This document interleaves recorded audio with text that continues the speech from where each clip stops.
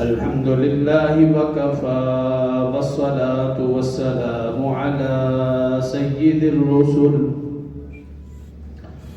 والصلاة والسلام على سيد الرسل وخاتم الأنبياء وعلى آله المجتبى وأصحابه الأتقياء ونشهد أن سيدنا وسندنا وحبيبنا وشفيعنا ومرشدنا ومولانا محمدا عبده ورسوله صلى الله تعالى عليه وعلى آله وأصحابه وأحبابه وأزواجه وذرياته وأهل بيته أجمعين وسلم تسليما كثيرا أما بعد فأعوذ بالله من الشيطان الرجيم بسم الله الرحمن الرحيم محمد رسول الله والذين معه أشداء على الكفار رحماء بينهم تراهم ركعا سجدا يبتغون فضلا من الله ورضوانا سيماهم في وجوههم من أثر السجود ذلك مثلهم في التوراة ومثلهم في الإنجيل قال الله تبارك وتعالى بمقام آخر إنما يريد الله ليذهب عنكم الرجس أهل البيت ويطهركم تطهيرا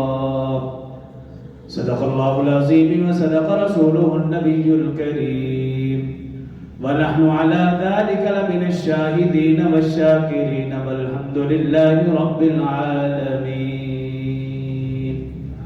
تمام احباب ایک مرتبہ بآواز بلند نماز والا درود شریف پڑھ لیں. اللهم صل على محمد وعلى آل محمد كما صليت على إبراهيم وعلى آل إبراهيم إنك حميد مجيد.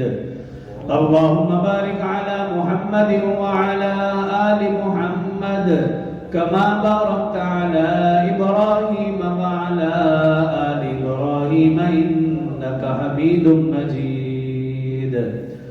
رب اشرح لي صدري ويسر لي أمري واحلل عقدة من لساني يفقهوا قولي. رب زدني علما رب زدني علما رب زدنی علما. میرے انتہائی واجب الاحترام برادران اسلام، دوستوں، بزرگوں، بھائیوں، اسلامی مہینوں کے اعتبار سے یہ رجب المرجب کا مہینہ اور ایک روایت کے مطابق 13 رجب المرجب بعثت نبوی سے 10 یا 11 سال قبل خلیفہ چہارم، دماد رسول، شیر خدا، فاتح خیبر حضرت علی المرتضی رضی اللہ عنہ کی ولادت بسعادت ہوئی. آج کے مختصر سے خطبہ میں ان کے فضائل اور چند گزارشات عرض کروں گا. محترم سامعین، جو آیات مبارکہ آپ کے سامنے تلاوت کی ہے، پہلے اس کا ترجمہ پھر اس کے بعد اپنے موضوع کی طرف آؤں گا.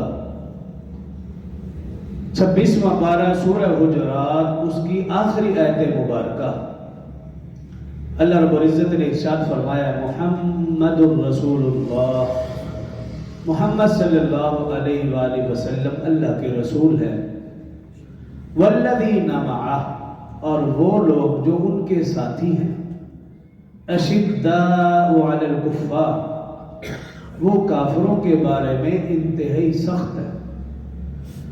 رحماء بینہم، اور آپس میں انتہائی رحم دل ہے. تراہم رکعا سجدا، تو ان کو کبھی دیکھے گا رکوع کی حالت میں اور کبھی دیکھے گا سجدے کی حالت میں. یبتغون فضلا من اللہ ورضوانا، وہ اللہ کے فضل اور رضامندی کی جستجو میں لگے رہتے ہیں. سیماہم فی وجوہہم من اثر السجود، تو سجدوں کی وجہ سے ان کے چہروں پر علامات دیکھے گا. ذالک مثلہم فی التوراۃ ومثلہم فی الانجیل، اور یہ علامتیں صرف قرآن میں نہیں بلکہ تورات اور انجیل میں بھی موجود تھی. اس آیت مبارکہ میں اللہ رب العزت نے جو ارشاد فرمایا وہ ترجمہ تو آپ کے سامنے رکھا. مفسرین نے لکھا کہ والذین معہ، کہ وہ لوگ جو ان کے ساتھی ہیں، معیت. لکھا کہ اس سے مراد خلیفہ اول، خلیفہ بلا فصل، افضل البشر بعد الانبیاء سیدنا ابوبکر صدیق رضی اللہ عنہ مراد ہے. اس لیے کہ جو ان کو رسول اللہ صلی اللہ علیہ وسلم کی معیت، رفاقت نصیب ہوئی، وہ معیت ان کے علاوہ کسی اور صحابی کو نصیب نہ ہو سکی. آپ دیکھیے کہ جب رسول اللہ صلی اللہ علیہ وسلم حیات تھے، مکی زندگی ہو، مدنی زندگی ہو، سفر ہو، حضر ہو، رسول اللہ صلی اللہ علیہ وسلم کے ساتھ تھے. جب سیدنا ابوبکر رضی اللہ عنہ نے اس دنیا سے پردہ فرمایا، قبر میں بھی رسول اللہ صلی اللہ علیہ وسلم کے ساتھ ہیں. اور حدیث مبارکہ میں ہے رسول اللہ صلی اللہ علیہ وسلم نے ارشاد فرمایا کہ جب میں اپنی قبر سے اٹھوں گا تب بھی ابوبکر میرے ساتھ ہوں گے، اور جب میں جنت میں داخل ہوں گا تب بھی ابوبکر میرے ساتھ جنت میں داخل ہوں گا. معیت، رفاقت میں جو اعزاز حضرت ابوبکر رضی اللہ عنہ کو حاصل ہے کسی اور صحابی کو نہیں. اشداء علی الکفار، مفسرین نے لکھا اس سے مراد خلیفہ دوم سیدنا عمر فاروق رضی اللہ عنہ ہیں، کیونکہ وہ کافروں کے بارے میں انتہائی سخت تھے، فولاد کی طرح تھے.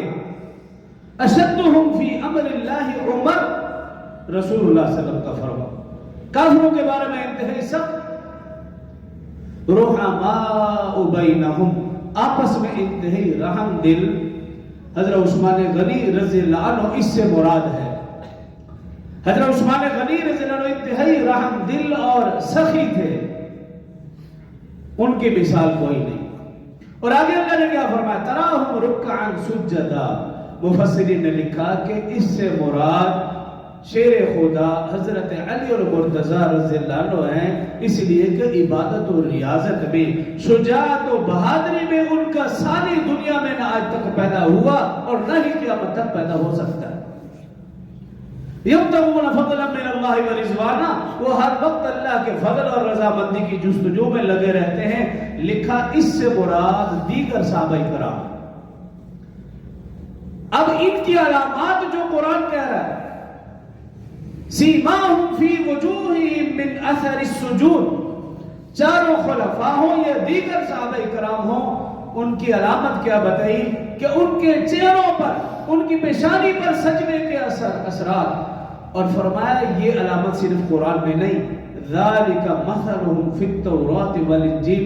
اللہ فرما رہے ان صحابہ کرام کی یہ علامات تورات میں بھی تھی اور انجیل میں بھی تھی. یہ صحابہ کرام کی شان.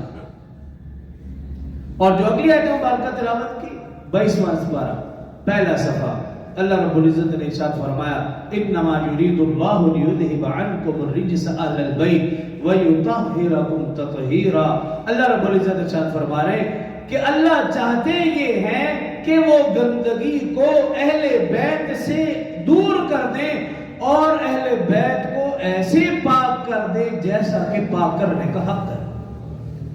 تو یہ آیات مبارکہ بتا رہی ہے کہ صحابہ اور اہل بیت عظام رضوان اللہ علیہم اجمعین وہ ایسی مقدس ہستیاں ہیں کہ اللہ رسول ان سے راضی، اور اللہ رسول نے جو ان کے متعلق فرمایا کہ وہ پاک ہیں، وہ پاکیزہ ہیں، اور ان کی علامات قرآن میں بھی ہیں اور احادیث مبارکہ میں بھی ہیں. اور جن کی علامات قرآن و حدیث میں ہوں ان کو ماننا ایک مسلمان کا ایمان ہے. اور اگر خدا نخواستہ کوئی شخص ان میں فرق کرتا ہے کسی کی فضیلت کو کم زیادہ کرتا ہے یا کسی کے بارے میں نامناسب الفاظ کہتا ہے تو پھر اس کو اپنے ایمان کی فکر کرنی چاہیے.